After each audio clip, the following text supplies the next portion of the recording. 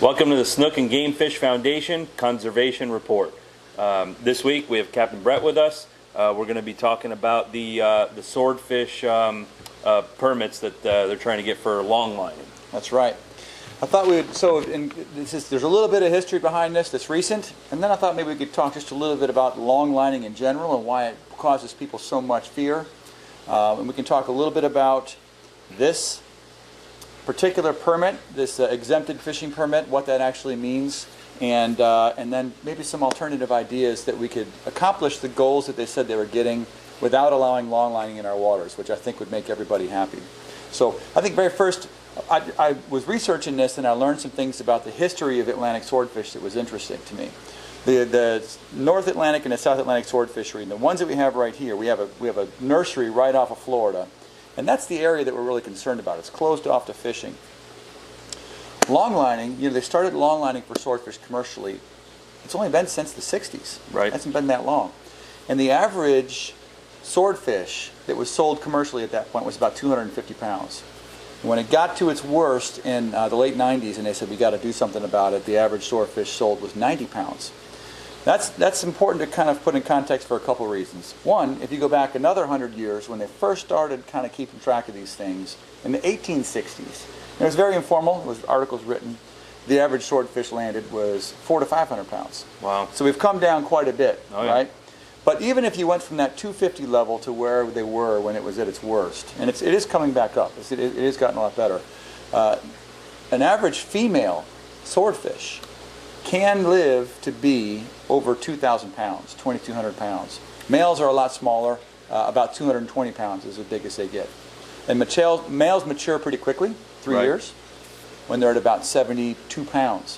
Females don't mature for about 5 years until they're 150 pounds. Right. So think about that. The females, if they're not matured until they're 150 pounds, and the longliners are taking them out when they're an average of 90 pounds, we got a problem. That's right. We got a problem. So there were some changes made, and one of them was there was no more sword fishing, long line sword fishing off of Florida in this area that we found out was a nursery, where they were coming in, having the babies, and baby swordfish come out. Guess what? They eat too. So getting into long lining and why it's a problem. If you don't know much about long lining, the important thing to know is it is exactly what it sounds like.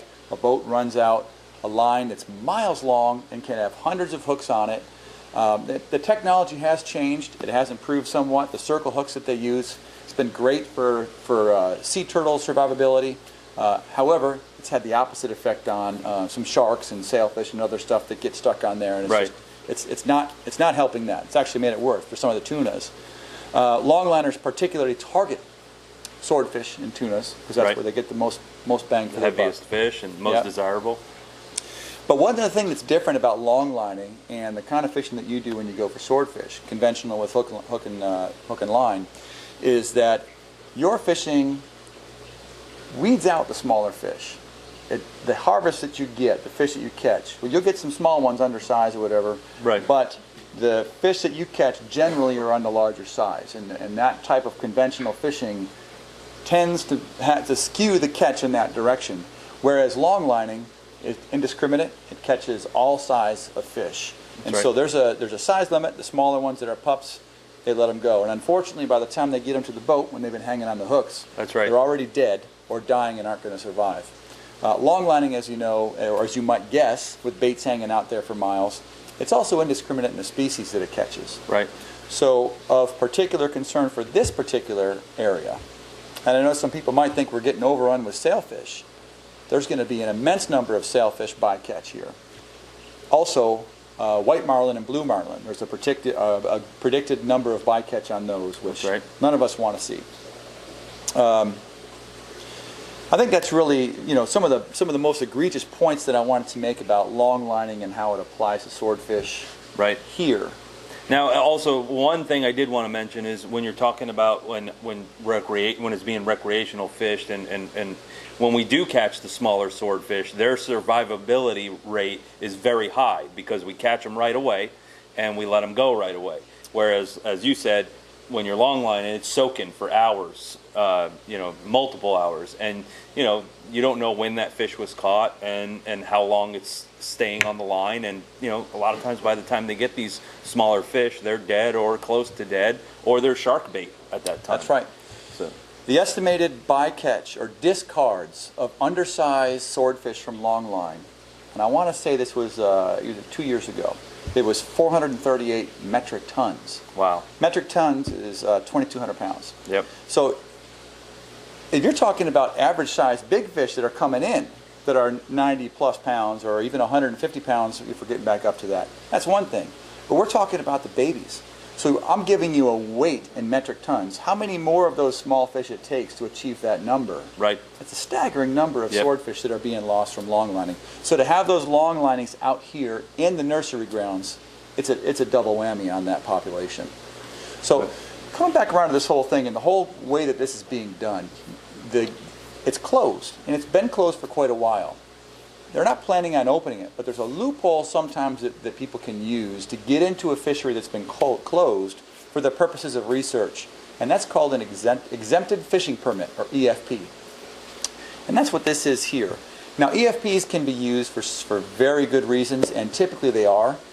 So this is another point of contention for me, that when you see something like this that just appears to be so egregious and so obvious that it's a fish and a money grab, it's troublesome, because now the next person that applies for a legitimate EFP, they're going to have to deal with a public opinion that, oh, they're just doing this because they want to kill fish. Right. Whereas EFPs do actually provide researchers with a lot of valuable information.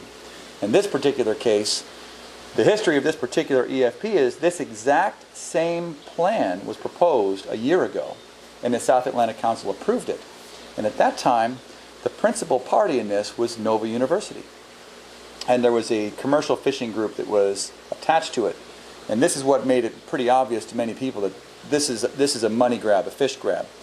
But the deal is that Nova would collect the fish and use the data, and then the commercial fishing company would be able to take those fish and sell them and make their money, along with, if there's bycatch exceptions for the other fish that they catch in there. So there was such a large amount of public pressure to not allow this to happen that Nova backed out. They were already awarded the permit. They just decided, okay, we're not going to use it. We're just not going to use it. So what happened this year, this council meeting, there's a discussion this week in Jekyll Island, Georgia. Nova's out of the picture. They brought in a different group as a principal party. Exact same permit.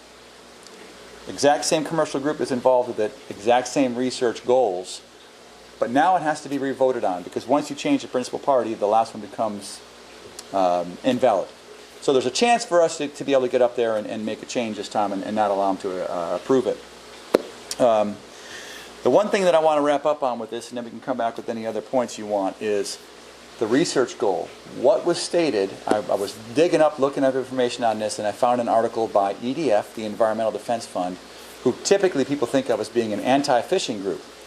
That article actually applauded the EFP and said it was a good thing to happen. And the reason they said was it was going to get a lot of valuable research. But the research they were talking about was collecting electronic reporting data on the longline fishery, the size of the fish and the catch rates and that sort of thing. And when I read that, I almost lost my mind. Because for the past almost 10 years, SGF has been working on electronic reporting programs, the iAngler program. And I realized this is information that we can provide to them, ourselves, recreational anglers, without increasing the harvest, without changing any rules, without targeting the smaller fish. As long as we report our catches, the ones we keep and the ones we let go in iAngler, this is not only a good personal logbook, but it's another tool for us to help keep longliners from using this type of research as an excuse to come in and put their long lines in our fishing waters. That's really right. All I can say about that. It's an easy way for everybody to get involved. Log your fish. There isn't a fish that's reported that's not important. Some people say, I'm not going to report fish because I don't go fishing or I don't catch as many fish as Danny Barrow or whatever. Every single time you go fishing, every fish you report, it has value. And this is exactly why. There's so many ways we can use that data to help protect our fisheries, protect our rights as anglers. We're doing this stuff on our own. We don't need longliners to come in to provide that information. We can provide it without damaging the fishery and without asking for anything in return. Right. No, I agree. There's not much I want to add to it other than, that there are going to be some people out there that are watching this that, they're mad at the parties involved, and, we're going to stay professional, leave some names out, but, just provide the information. But it is very important that that we do stay on top of this, and somewhat don't let it happen, because again, it is a nursery, it's a breeding ground. There was a reason why it was closed, and there was enough research done at that time when it was closed. The fact that Nova, that's the only name we're mentioning, but the fact that they backed out of the situation should show, a huge, it's an eye opener. Right. The fact that the university that was named part of this the first time around, the fact that they backed out of it and don't want to be a part of it shows that something is there, and there is a party that is involved that is going to benefit financially from this whole deal. Right. It's interesting that every organization that fights to conserve billfish, that has a stake in the game, IGFA, the Billfish Foundation, they've come out publicly and opposed this. In fact, the industry, ASA, you think, well, they might want to do it because they can sell a long line tackle, and that sort of thing. They came out and opposed it, and they're actually going to be up there providing public comment. I would say when we kind of see how this thing unfolds later this week and see how the vote goes, it might be the end of the story. But if it's not, we might be following up with an actionable item. We might be asking you, hey, call this person or write a letter or email this person and give your opinion on this. Let people know what you think about this EFP. Think about what we talked about today, make your opinion, and then make your voice heard to the people that can do something about it. All right. Well, thanks. And if you have any questions, comments, whether you agree, disagree, if you want to get in touch with us, you can reach us at xgen@gmail.com. xgen@gmail.com. I'm sorry.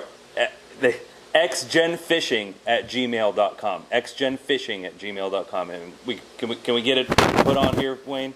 All right, great. All right, guys. Thank you.